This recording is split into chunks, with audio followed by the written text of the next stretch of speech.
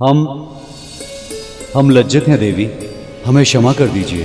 हाँ देवी, हम वचन देते हैं, अब हम अमृत के बंटवारे के लिए असुरों से झगड़ा नहीं करेंगे। सुंदरी अब जो चाहेंगी, जैसा चाहेंगी वैसा ही होगा। अब आप उदास होकर हमारे हृदय को पीड़ा मत पहुंचाइए। पीड़ा तो आपने मेरे हृदय को पहुंचाई है।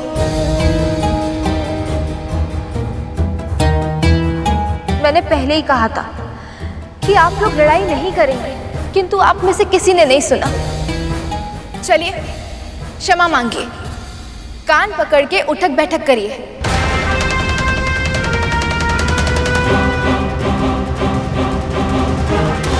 अन्यथा मैं यहां से चली जाऊंगी। असुरो!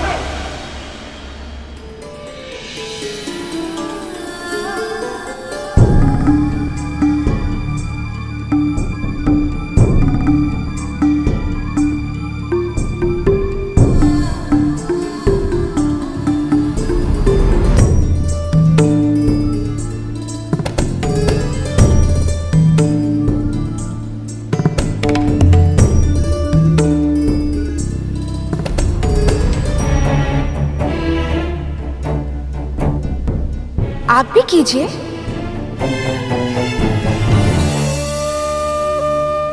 ठीक है, मैं चली जाऊँ। नहीं, अब हम करते हैं।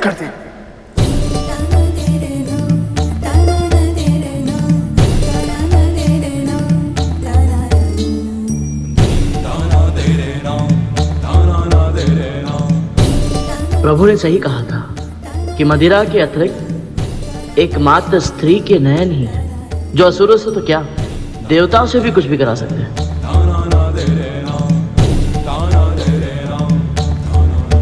जो कल्पना से भी परे था, प्रभु ने उसे संभव बना दिया। अद्भुत प्रभु, अद्भुत।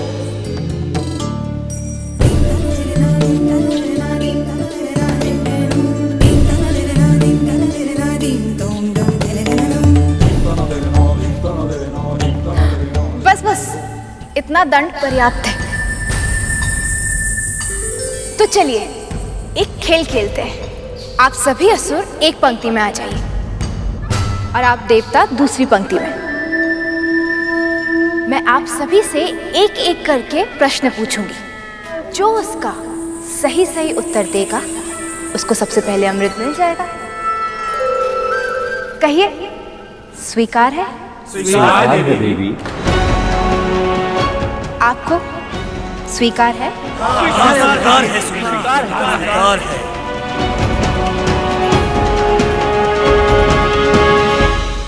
वाह भैया विष्णु, क्या योजना बनाई है आपने। अब तो चाहकर भी असुर ये नहीं कह पाएंगे कि उनके साथ पक्षपात किया जा रहा है। मैं तो ये जानने के लिए उत्साहित हूँ सखी कि कैसी होंगी प्रभु की पहेलियां। आनंद की वर्षा करने वाली होंगी माँ, क्योंकि अब उन पहेलियों के कारण प्रभु ने अमृत के आनंद को 2 गुना और बढ़ा दिया है। एक ओर देवताओं को जीवन का अमृत प्राप्त होगा और दूसरी ओर हम सभी को इन पहेलियों के रूप में ज्ञान का अमृत प्राप्त होगा।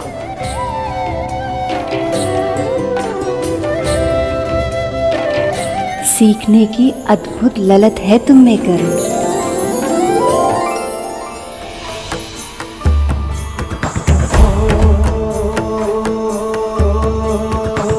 कुसुम कली है, खिली खिली है, सुंदर छैल छबीली, गौरांगी मधुर्य सजीली, कामिनी नारी नवेली, रंग रंगीले होठ रसीले, नैन बड़े कजरारे, एक झलक जो देखे कोई तनवर जीवन हारे। मोहिनी आई मन को मोहने आई, मोहिनी आई मन को मोहने आई, मोहिनी आई मन को मोहने आई, मोहिनी आई मन को मोहने आई, मोहिनी आई।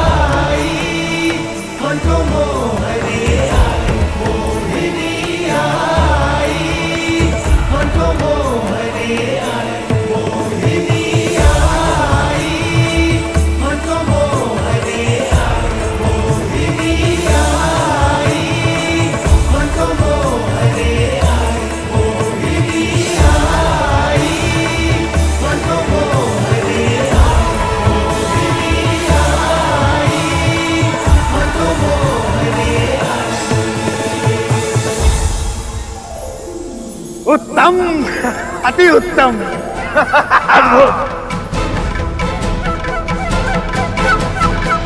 जो उत्तर बताए वो पुरस्कार पाए, जो अमृत पिए वो अमर हो जाए।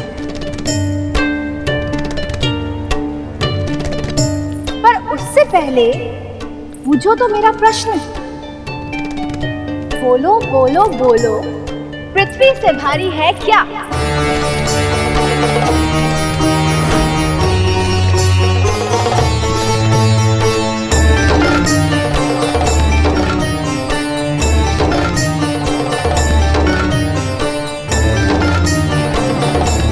माँ का गौरव।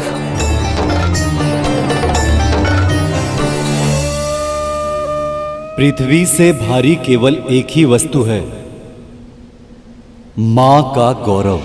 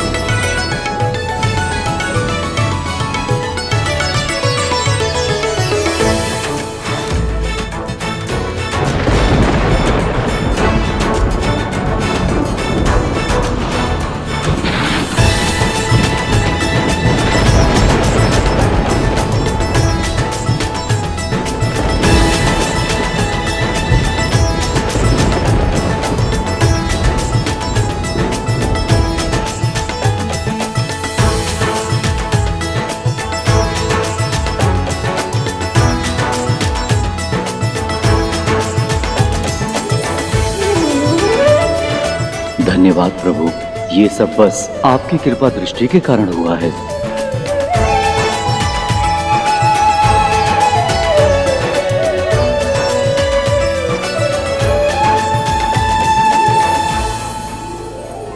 सबसे ऊंचा है आकाश, पर बोलो आकाश से ऊंचा क्या?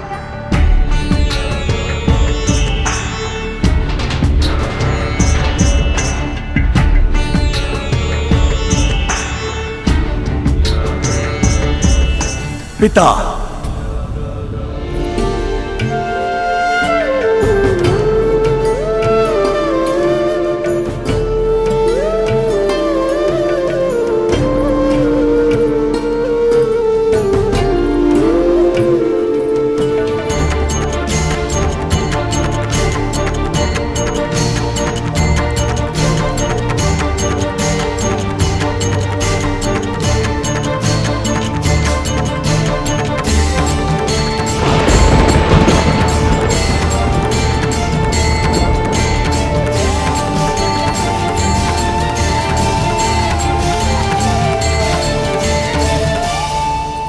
सबसे अधिक गति है वायु की, तो बोलो वायु से भी अधिक तीव्र गति से चलता क्या?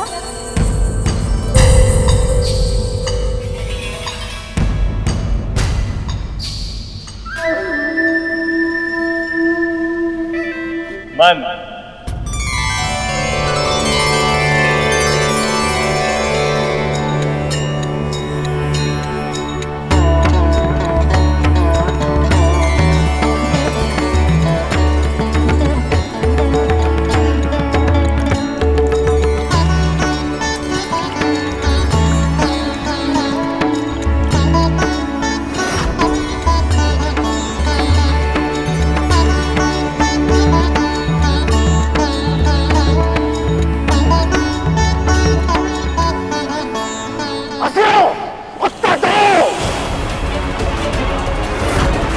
यह संभव है कि देवता सारा अमृत पान कर लेगी।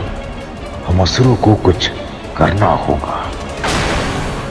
तीनों लोकों में गिन सके ना कोई जिनको ऐसे असंख्य तिनके, तो बोलो तिनकों से अधिक क्या?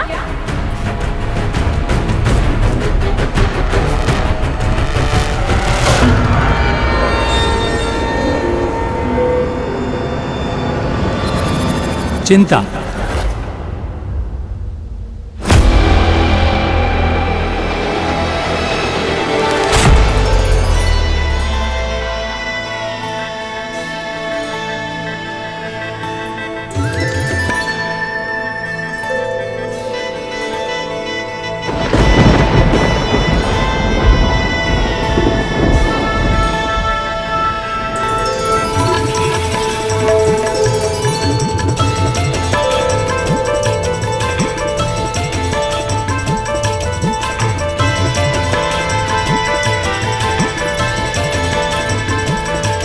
जीवन के लिए सबसे प्रमुख है धर्म, पर बोलो धर्म के लिए सबसे प्रमुख है क्या?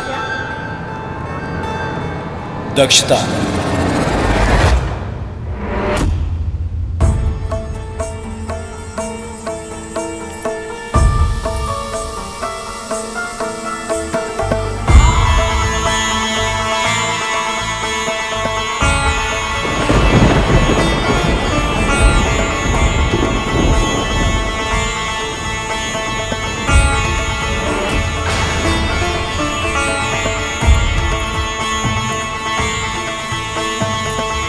व्यक्ति को सबसे प्रमुख है यश, पर यश के लिए आवश्यकता क्या? दान।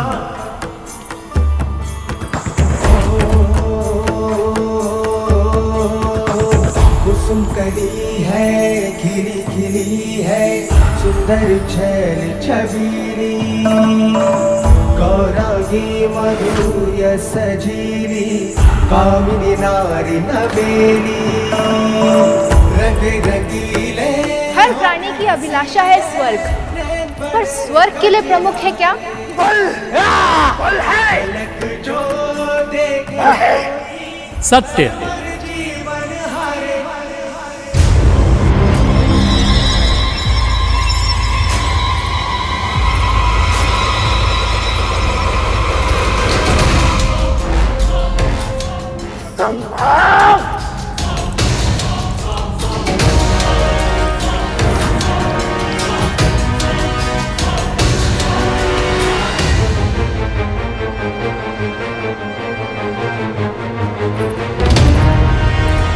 सभी की आशा है सुख, पर सुख का साथी क्या? शील।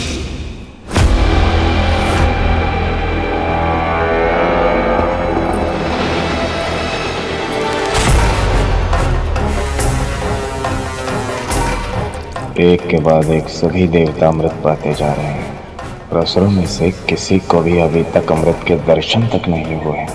ऐसे तो यह देवता सारा अमृत समाप्त कर देंगे। नहीं नहीं, मुझे शीघ्र ही कुछ करना होगा। परम सुंदरी दिव्यांगी धूप सी नारी, चंचला दिव्य अप्सरा मुस्कुराती, दिव्य अप्सरा मुस्कुराती रूप सी।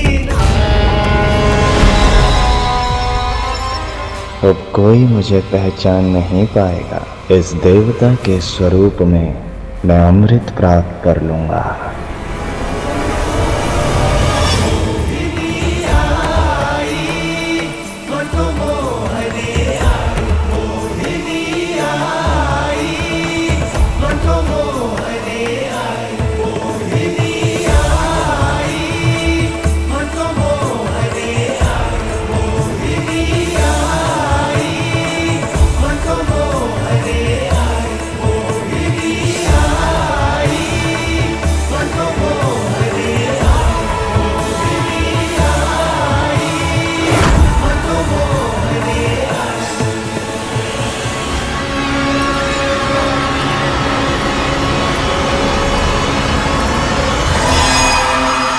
देवताओं की पंक्ति समाप्त होने वाली है।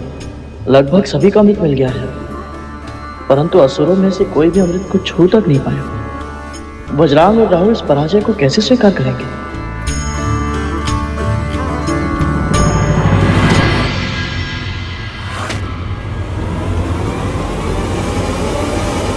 राहु कहाँ है?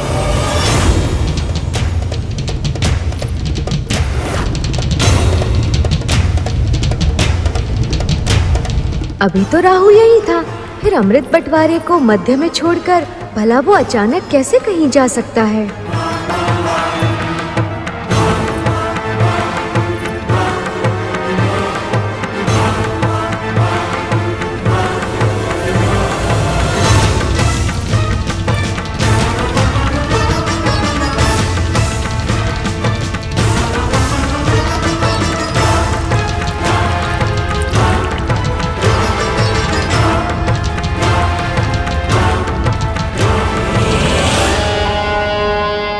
जब कोई देवता प्रश्न का सही उत्तर देगा तो मैं अवसर देखकर अमृत पान कर लूंगा।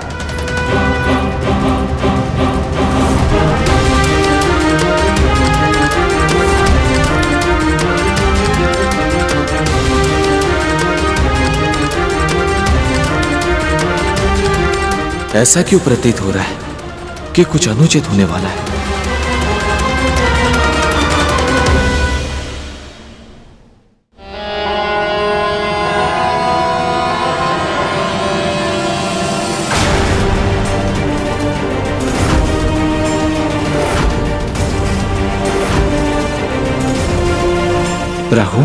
राहु क्यों नहीं है यहां?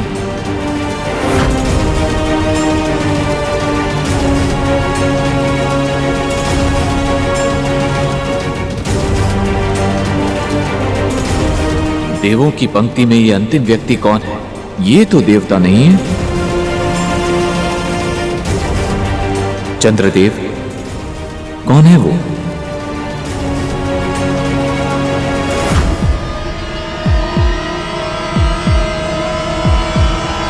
रुक जाइए देवी मोहिनी।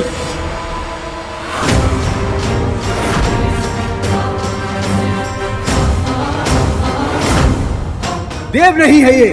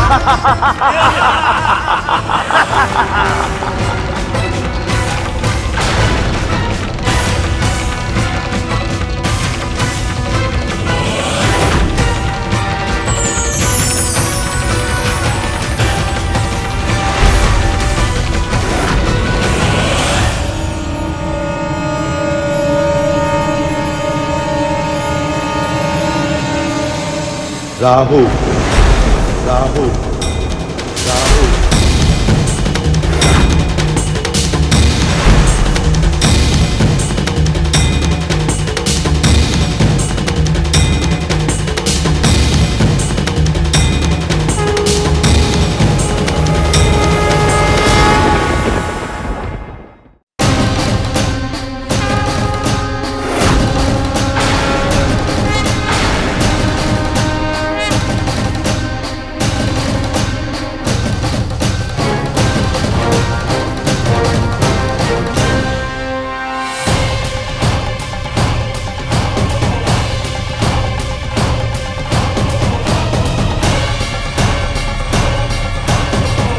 पुनः छल हुआ हमारे साथ। इसका अर्थ देवी मोहिनी विष्णु है।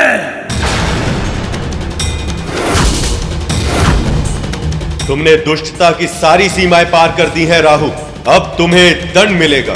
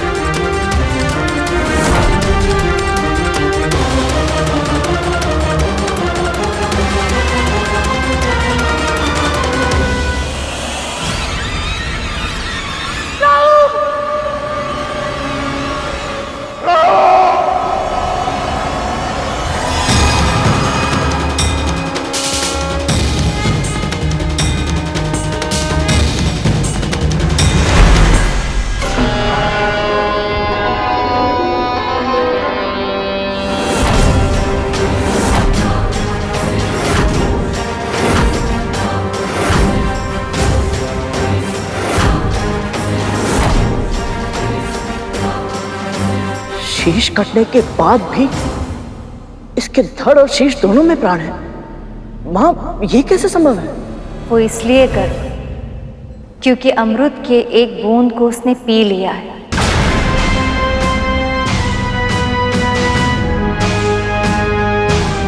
अब इसकी मृत्यु कभी नहीं होगी,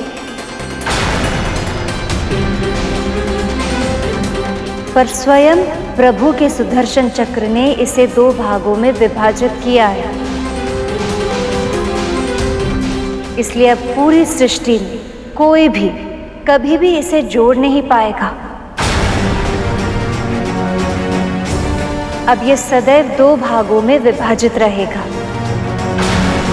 जिस प्रकार तूने स्वयं को 2 भागों में बांटकर मेरे साथ छल किया है, यदि फिर किसी के साथ ऐसा छल किया तो तू सदैव के लिए 2 भागों में बट जाएगा और फिर तेरे दोनों भाग कभी एक साथ नहीं हो पाएंगे।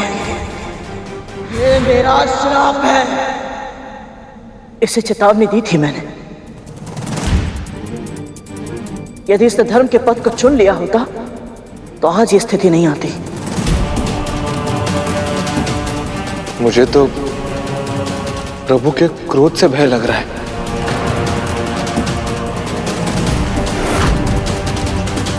छल, फिर से छल किया है तूने विष्णु मेरे साथ।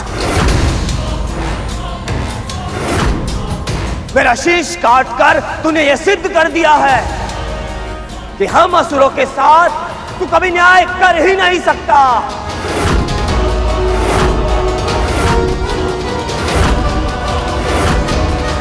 मूर्ख, कोई छल नहीं किया है मैंने, वही किया है जो तुम असुर सदैव करते आए। उत्तर दो, देवताओं को कैसे पराजित किया था तुमने? शारीरिक बल से, युद्ध क्षमता से, या फिर छल से? गुरु शुक्राचार्य की तपस्या की शक्ति से, संजीवनी विद्या की सहायता से? क्या वो युद्ध धर्म था? क्या वो किसी योद्धा के लिए आदर्श व्यवहार था? फिर स्वर्ग पर अधिकार पाकर भी तुम्हें संतोष नहीं मिला। पराजित देवताओं को सताने का हर संभव प्रयास करते रहे तुम।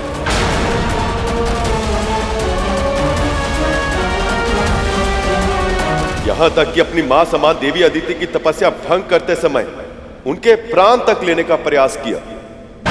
देवताओं की माता अदिति ये भीषण तप अपने पुत्रों को स्वर्ग का सिंहासन पुनः दिलाने के लिए कर रही है, परंतु उन्हें यह स्मरण नहीं है कि हम उनका यह उद्देश्य कभी पूर्ण नहीं होने देंगे। ऐसे अधर्मियों का शासन स्वर्ग पर तो क्या, पूरे ब्रह्मांड में भी यदि कहीं होगा तो मैं उसका विरोध अवश्य करूंगा।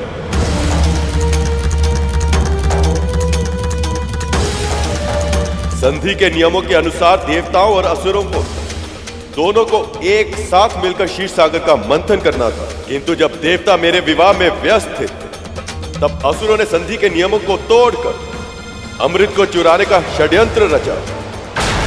इससे पहले कि देवताओं की दृष्टि उस अमृत पर पड़े, हम उसे चुरा लेंगे। रक्षा कीजिए महाराज, रक्षा कीजिए। धनवंतरी के साथ छल करके कलश छीन लिए और अपनी बारी आने की प्रतीक्षा करने के स्थान पर देवताओं के वेश में आकर अमृत को पाना चाहा।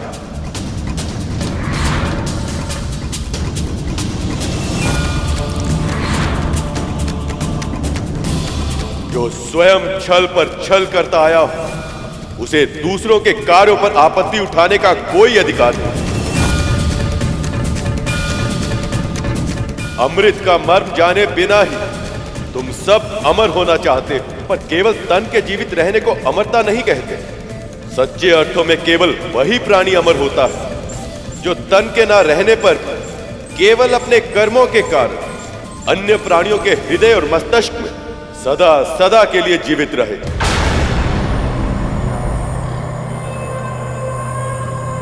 तुम्हें लगता है कि मैं देवताओं का पक्ष लेता हूं, पर जड़ बुद्धि, मैं देवताओं का नहीं, देववत का पक्ष लेता हूं।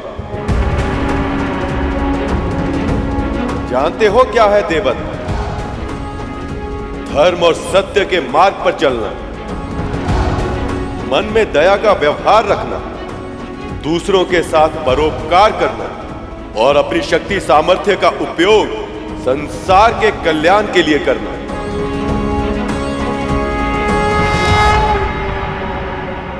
यदि तुम सबने ये किया होता तो मैं आज तुम्हारा पक्ष भी अवश्य लेता, पर अब तुम्हारा मुख राहु और धड़ केतु बनकर अनंत काल तक विचरण करता रहेगा।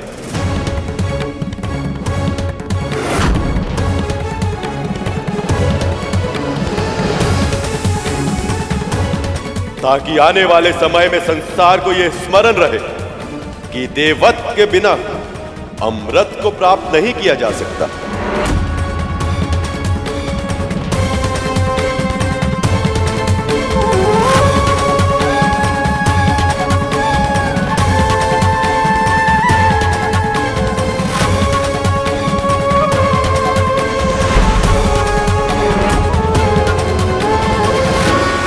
संभालिए देवराज,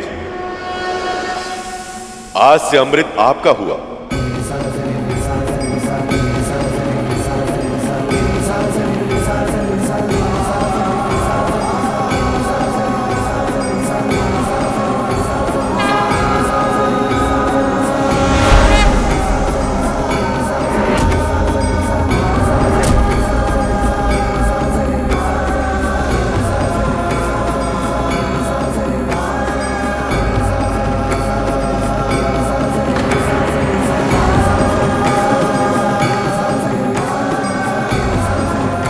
हे नारायण, आपने मेरे पुत्रों को अपना आशीर्वाद दिया, उनकी रक्षा की और उन्हें सामर्थ्यवान भी बना दिया, उन्हें अमर बना दिया आपने। आपका बहुत बहुत आभार प्रभु। मेरी अनुपस्थिति का अनुचित लाभ उठाए देवताओं ने और नारायण ने भी इनका साथ दिया,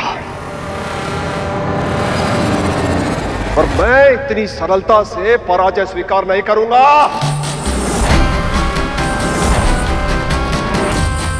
मैं अपना भाग्य बदलने जा रहा हूं मां। अमृत को प्राप्त करके रहूंगा मैं किसी भी मूल्य पर।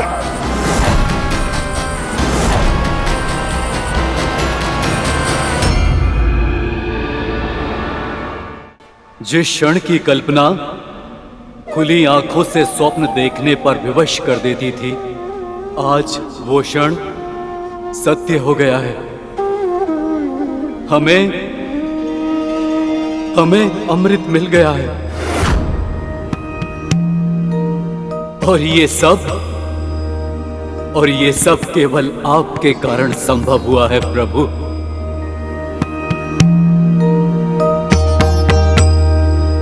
मंथन को सुनिश्चित करने के लिए आपने कच्छप का अवतार लिया।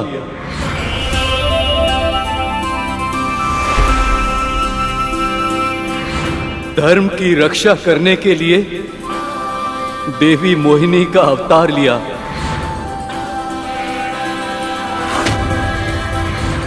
और स्वयं इस कलश की रक्षा की।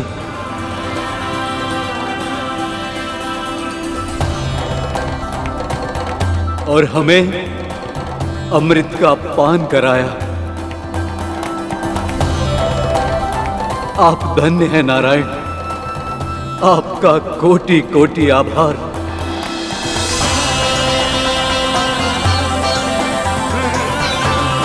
और अब मैं देवराज इंद्र अपने सभी देवताओं की ओर से आपको वचन देता हूं कि हम अपना दायित्व पूरी निष्ठा के साथ निभाएंगे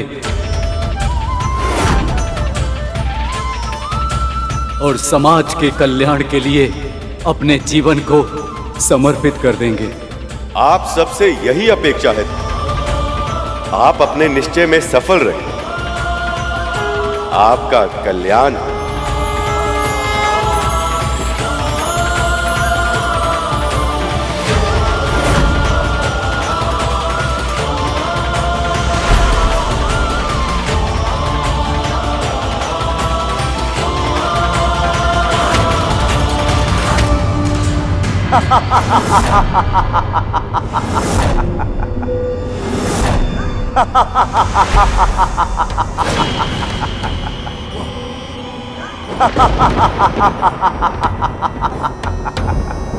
तुम्हें क्या लगा तुम विजयी हो गए हो? पर ये तो बस एक झड़प थी। देवासुर संग्राम तो अभी शेष है और निरंतर चलता रहेगा अनंत काल तक। क्योंकि अब केवल तुम ही नहीं, मैं भी अमर हूं। अमर!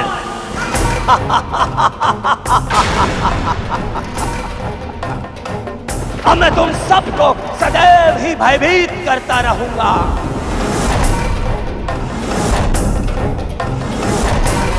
सूर्य और चंद्र ने मेरा भेद खोला था ना, अब मैं उन दोनों के चारों ओर चक्कर लगाता रहूंगा और जैसे ही मुझे अवसर मिलेगा मैं उन्हें निगल जाऊंगा।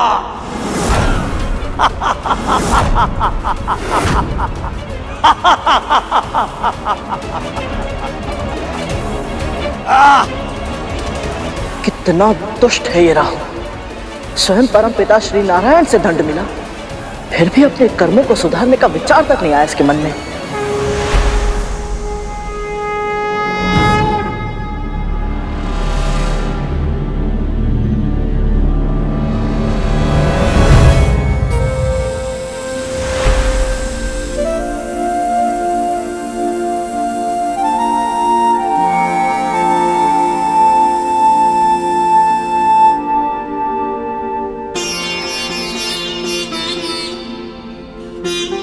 जिसके मन में अपने कर्मों को सुधारने का विचार आ जाए, वो असुर कैसे हो सकता है कर?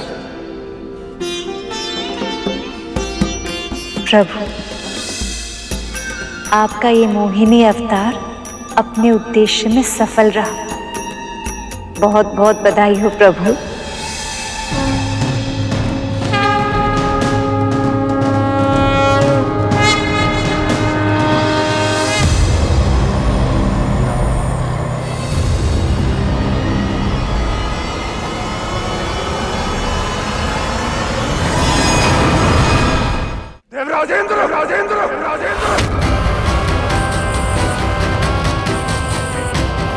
मेरी अनुपस्थिति में अमृत को पाकर स्वयं को चतुर समझ रहे हो?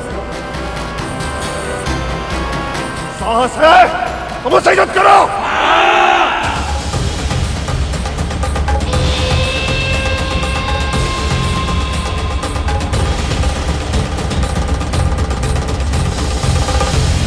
आपने इन असुरों को कितने अवसर दिए, कितनी बार समझाया, कितनी बार इनके अपराधों को क्षमा किया, परंतु ये असुर ये समझना ही नहीं चाहते कि अमृत के योग्य ही नहीं, और आपके निर्णय के बाद भी अमृत छीनने के लिए इन्होंने देवताओं पर आक्रमण किया।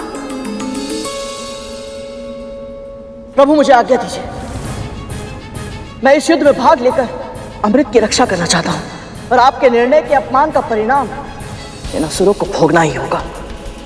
आज्ञा दीजिए प्रभु। अमृत की एक भी बूंद ऐसे किसी भी प्राणी को नहीं मिलनी चाहिए जो इसके योग्य ना हो। जाओ कर, धर्मयुद्ध तुम्हें पुकार रहा।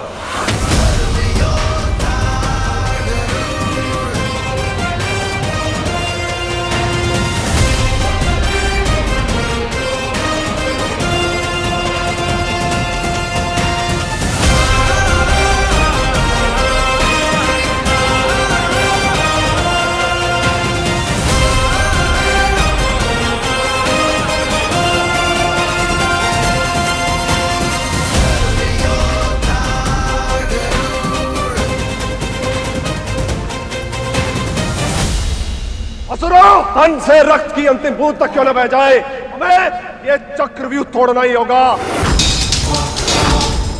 अमृत को किसी भी मूल्य पर पाने का प्रयास करो। आसुरी शक्ति की, आसुरी शक्ति की। प्राणों की परवाह नहीं है देवताओं, अब हम अमृत पी चुके हैं।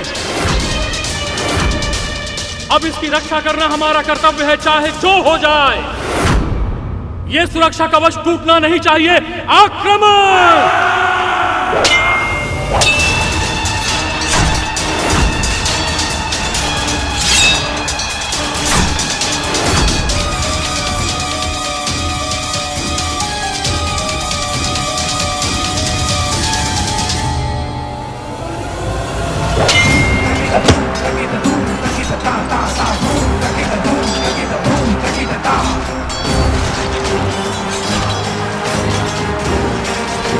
काहू को मिले दंड को देखकर असुर अपनी प्रवृत्ति के कारण अपना ही नाश करने पर तुले हैं।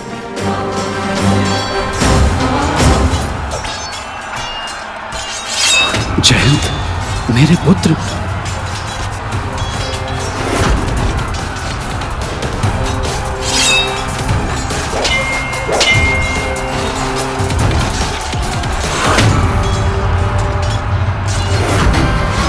अपने पुत्र को कोई हानि नहीं पहुंचने दूंगा मैं।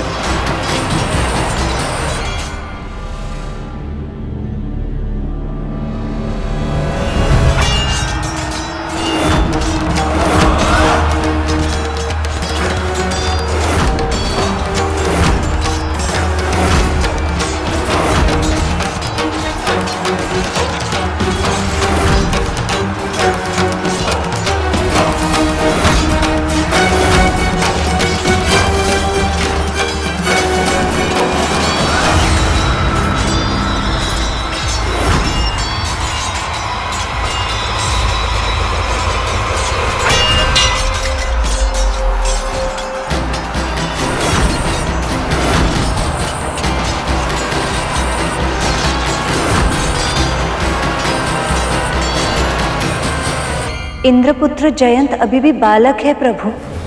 एक बालक पर वार करके बलि ने युद्ध के नियमों का उल्लंघन किया है। प्रभु, अब देवराज इंद्र क्या करेंगे? अपने पुत्र की रक्षा या अमृत की?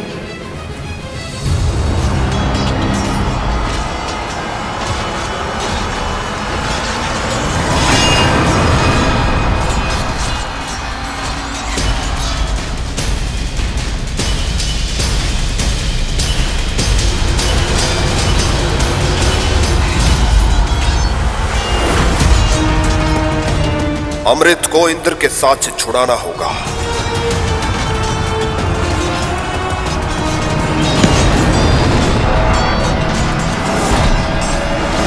यदि अमृत गिर गया तो अनर्थ हो जाएगा।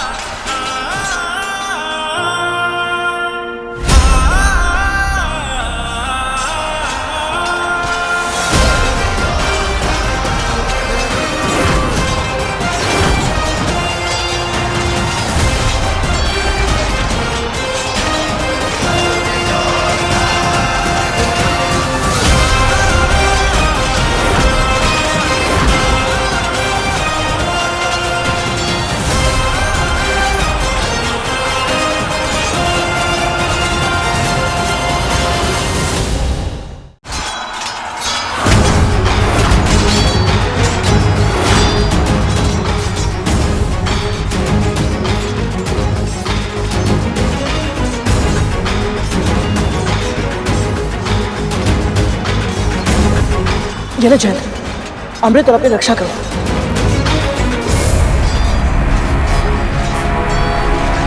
अमृत कलश अपने हाथों में लेने के बाद भी गरुड़ के मन में इसे पीने का विचार नहीं आया।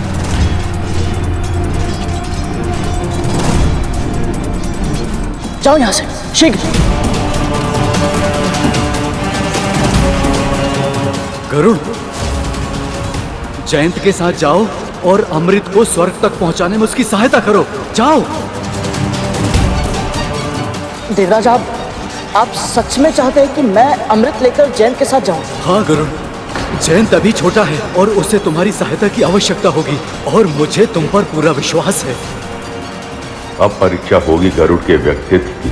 क्या इस विश्वास का सम्मान कर पाएगा या अमृत के लालच में अमृत का पान कर लेगा? अब शीघ्रता करो और जाओ यहां से, जाओ। जो आ गया, चलो जयंत।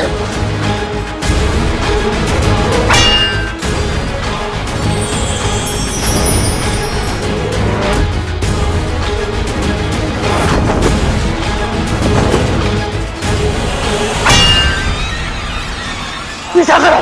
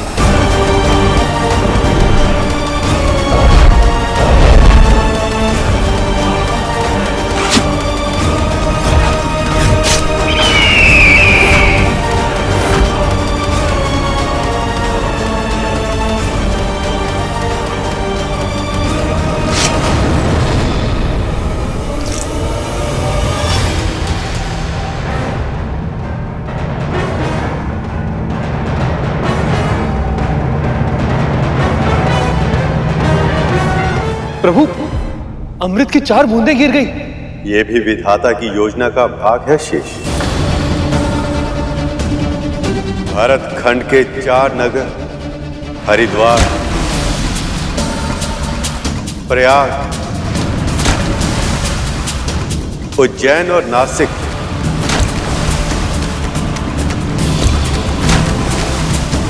ये वो 4 स्थान होंगे जहां हर 12 वर्षों में महाकुंभ और 3 वर्षों में कुंभ का आयोजन होगा। उस समय जो व्यक्ति भी इन स्थानों पर नदी में स्नान करेगा उसे अमृत प्राप्त होने के समान फल मिलेगा।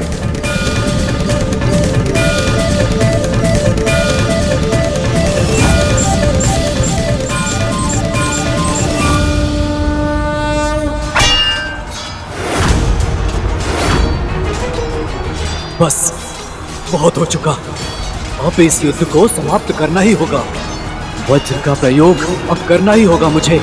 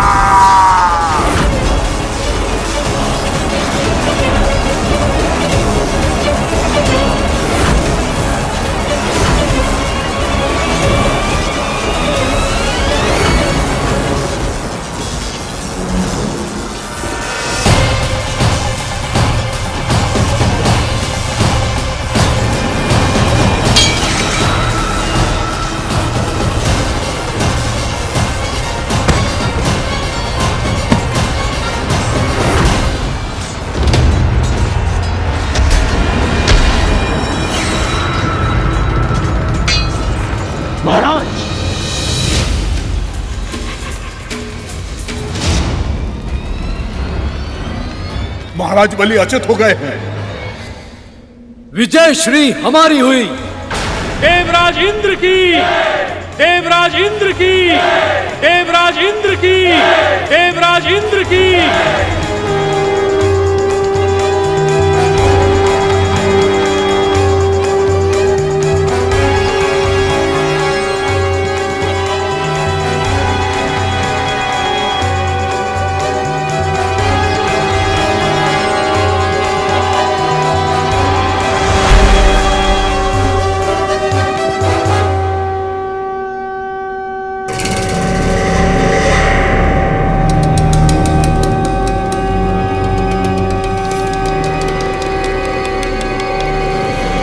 ये देवराज इंद्र का शंखनाद है।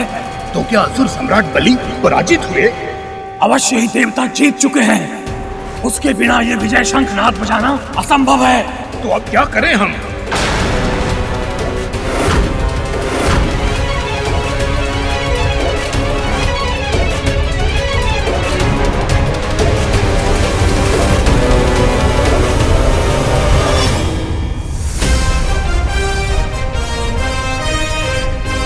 ये तो वही पक्षी है जिसने सेनापति वज्रांग की पूरी सेना को हरा दिया था और मंदराचल पर्वत को अकेले ही उठा लिया था। हे महादेव, हम इनका सामना कुछ असुरों के साथ कैसे कर पाएंगे? भागो, अपने प्राण बचाओ।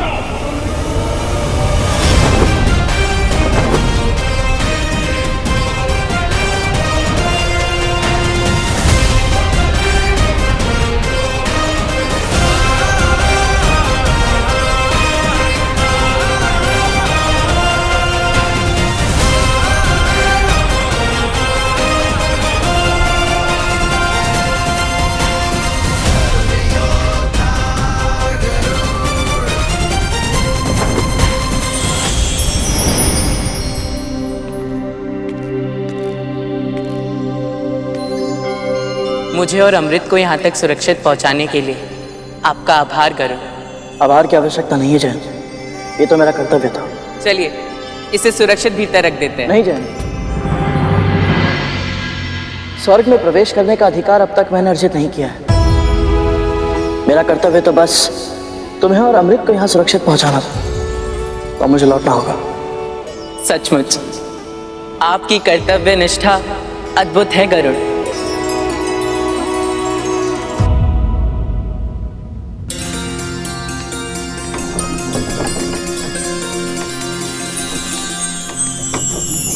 प्रभु विष्णु की कृपा से स्वर्ग पर देवताओं का आधिपत्य पुनः स्थापित हो गया।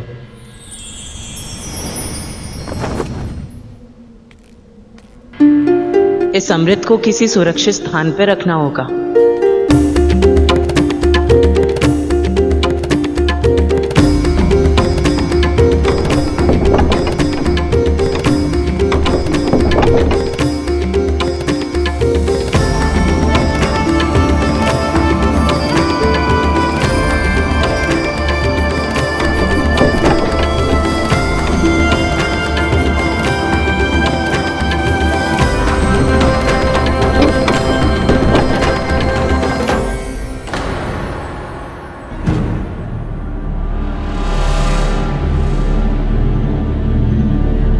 मैं देवराज इंद्र का पुत्र जयंत हूँ। अमृत को सुरक्षित रखने आया हूँ। कृपया मुझे अंदर प्रवेश करने की अनुमति दे।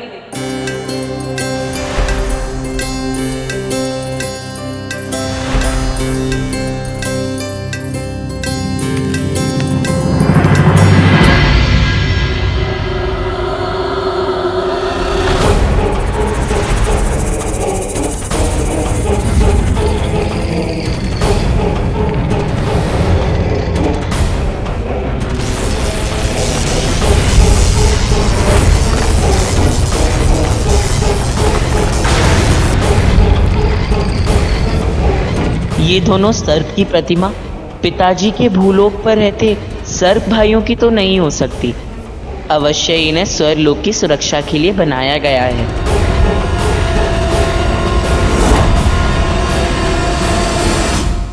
हे अंत्य सर्पों, मैं देवराज इंद्र का पुत्र जयंत हूँ। अमृत को यहाँ रखने आया हूँ। अब इसकी सुरक्षा का दायित्व आपका है।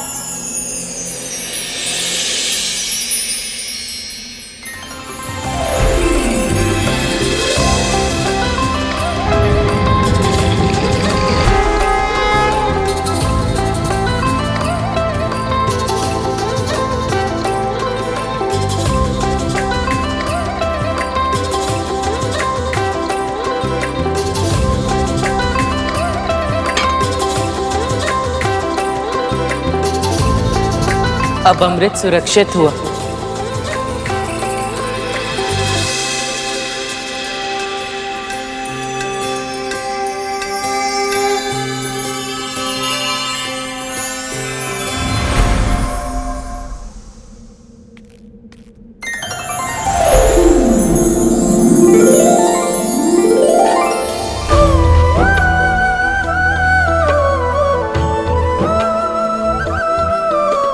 आपका कोटि कोटि आभार प्रभु।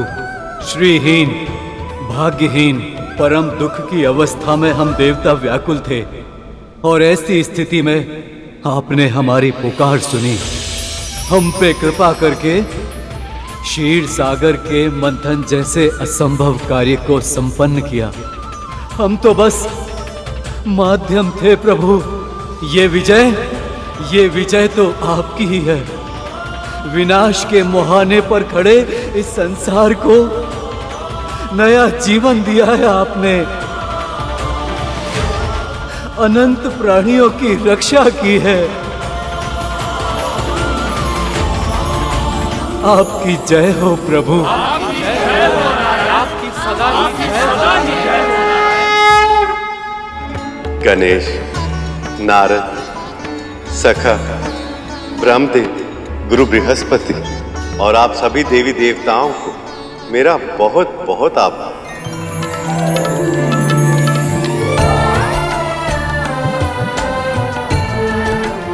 आप सबकी सहायता से समुद्र मंथन सफल हो पाया। आप सबकी सम्मिलित शक्ति ने वो कर दिखाया जो कुछ समय पहले कल्पना से भी परे था।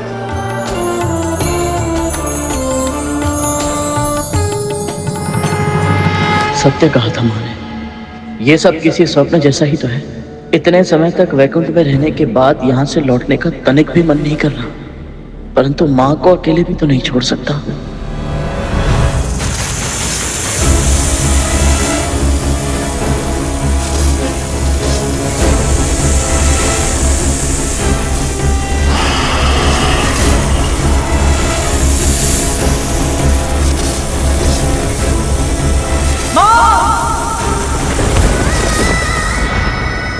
वहां माँ को कितना कुछ सहना पड़ता है, कितना श्रम करना पड़ता है। और इस मंथन में मंदराचल का योगदान कोई चाहे भी तो भूल नहीं सकता। अब आप अपने मूल स्थान पर लौट जाएं। मैं आपको यह आशीर्वाद देता हूं कि आपकी सतह पर सदैव दुर्लभ से दुर्लभ जड़ी बूटियां और औषधीय पौधे उगते रहेंगे, जो अनंत काल तक मानव जाति की सेवा करेंगे। और उसके कारण कोई भी पृथ्वीवासी आपको कभी भूल नहीं पाएगा। अनंत काल तक यश और सम्मान के पात्र होंगे आप।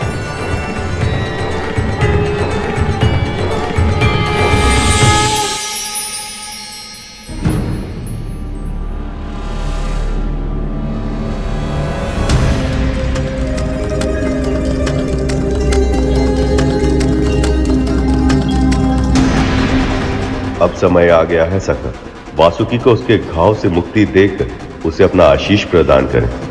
अवश्य सखा।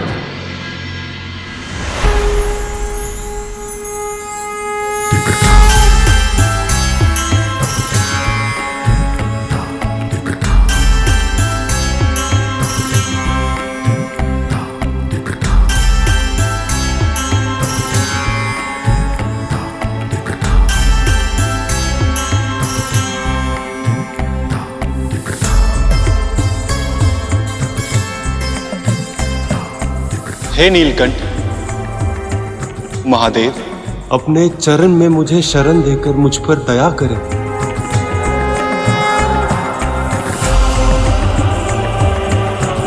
उठो वासुकी, उठो।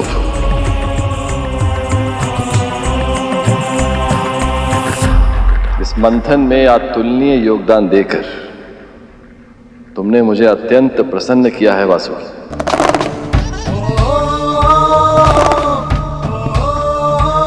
अब से तुम्हारा स्थान मेरे चरणों में नहीं, ऊपर है, बहुत ऊपर। प्रभु,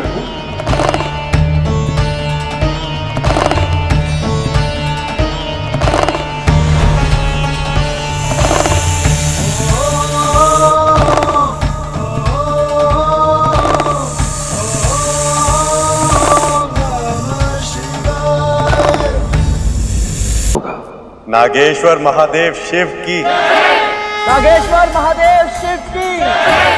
नागेश्वर महादेव शिव की। नागेश्वर महादेव शिव की। नागेश्वर महादेव शिव की।